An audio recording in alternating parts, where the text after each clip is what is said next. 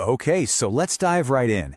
In the world of music gear, few things get people more excited, more speculative, and honestly, more ready to argue than a mysterious new machine from a legendary company. And right now, all eyes are definitely on Roland. It all kicked off with this super cryptic teaser campaign from Roland. They called it Tomorrow Returns. All we got was this shadowy video, a countdown clock, and a soundtrack with these fat, punchy drums that sounded, well, they sounded a lot like a supercharged 909. And the synth community, as you can probably guess, just went into an absolute frenzy. So just as that hype was hitting its peak, these images started popping up on forums, places like Reddit and Electronauts, and they showed a brand new piece of hardware, the TR1000. All of a sudden, this big mystery had a name and a face, and the discussion boards they lit up. But why? Why all the fuss? Why does a new drum machine from a company like Roland matter so much? Well, to really get why the TR1000 is such a huge deal, we actually need to look backwards at the ghosts in the machine, its legendary ancestors. See, this isn't just about some new product. It's about a legacy, the Roland TR series. I mean, these machines were way more than just metronomes.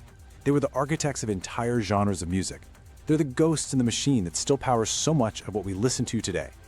And one of the first things you'll probably notice here is that Roland, they didn't release these classics in numerical order. It was this kind of chaotic, brilliant explosion of innovation. Every single machine has its own unique story, From the accidental icon that was the 808 to the digital workhorse that was the 707. And this contrast, this really gets to the heart of the two different philosophies that defined early Roland. On one side, you've got the TR-808.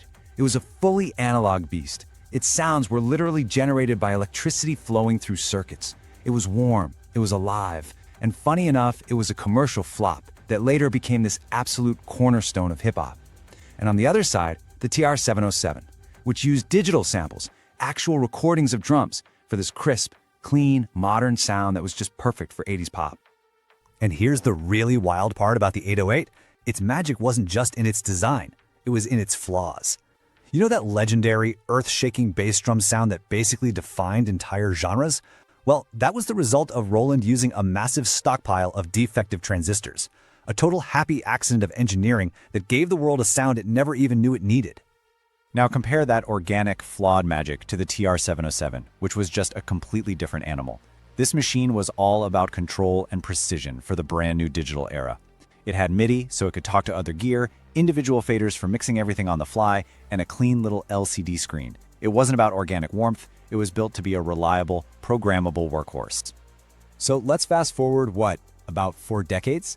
Past countless genres and musical innovations, and the legacy is now carried by this machine right here, the TR-8S, Roland's current flagship.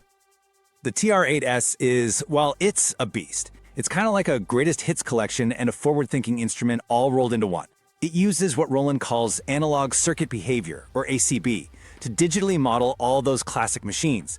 But it also lets you load your own samples, it adds a futuristic FM engine, and it packs in all the modern stuff you'd expect, like USB audio and tons of effects. This is the standard that the new TR1000 has to beat. Okay, so with that entire legacy fresh in our minds, we can finally get back to the main event. Let's take everything we know about Roland's past and use it to try and decode these leaks about the TR1000. This is really the million-dollar question, isn't it? Is this new machine a true evolution, or is it just a repackaging of old ideas in a new box? The clues, they're all in the details. So let's put them side by side. What we know about the current TR-8S versus the rumors about the TR1000. A few things jump out immediately.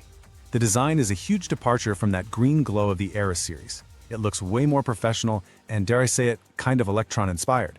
There's a much larger screen, more dedicated knobs for effects, and this really intriguing crossfader, which hints at some cool performance features like morphing between sounds. But the biggest point of debate? It's the core technology. And this comment from a Reddit user, Fizzy Marimba, it perfectly captures the whole debate. The leaked marketing copy talks about analog foundations. But what does that actually mean? Is Roland finally truly building an analog machine again? Or is this just some clever marketing language for the same digital modeling tech they've been using for years? The community is deeply, deeply divided on this.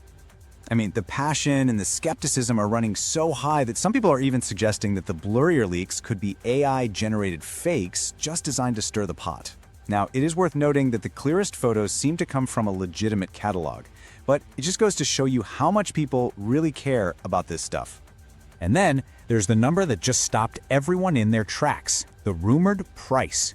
Reportedly, it was leaked from a Canadian music store, and it puts this machine at around $2,500 US. Now, for a company that has recently been focused on making things more affordable, this caused massive sticker shock and just added a whole new fiery layer to the debate. So, where does that leave us? What does the TR1000 really represent for the future of rhythm machines? Is it a revolution or just a repackage? When you look at the forums online, the community is clearly split right down the middle. There is genuine excitement for the new professional design and these powerful-looking features, like that crossfader. But there is an equal, if not greater amount of skepticism about that high price, and whether the technology is just, more of the same. And a lot of people are just plain confused about what analog foundations really promises. Ultimately, this machine feels like a real crossroads for Roland. It's their chance to push forward, to try and create the next legendary beat-making tool. But they're doing it while carrying the weight of a 40-year legacy that their customers absolutely revere. It's a classic battle between innovation and expectation. And so it all really boils down to this one question. Is the TR1000 going to be remembered as a bold step forward, a machine that defines the sound of tomorrow, or is it just a beautiful, powerful, but ultimately very expensive echo of the past? The countdown is on, and believe me, the entire music world is waiting to find out.